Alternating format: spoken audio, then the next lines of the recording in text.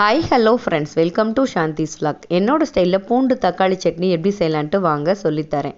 4 வரமிளகா, தோல் உரிச்ச பூண்டு, சின்ன நெல்லிக்காய் சைஸ் புளி எடுத்துக்கோங்க.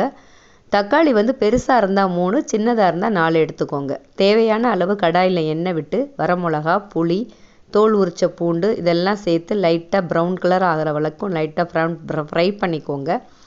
நல்லா ஃப்ரை பண்ணி எடுத்த உடனே நறுக்கி வச்சு தக்காளியை சேர்த்துக்கோங்க.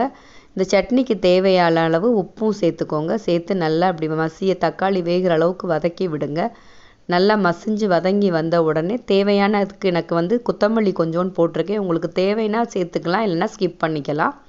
கொத்தமல்லி சேர்த்த உடனே 5 மினிட்ஸ் இப்படி கிளறி விட்டுட்டு நல்லா ஸ்டவ்வை ஆஃப் பண்ணி நல்லா ஆற விட்டு மிக்ஸி ஜாரில் சேர்த்து ஃபைன் பேஸ்ட்டாக அரைச்சி எடுத்துக்கோங்க.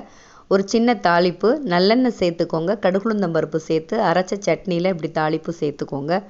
சூப்பரான டேஸ்ட்டாக இருக்கும். சுட சுட தோசை ஊற்றி இந்த சட்னி வச்சு பரிமாறினீங்க அப்படின்னா அவ்வளோ சூப்பர். ட்ரை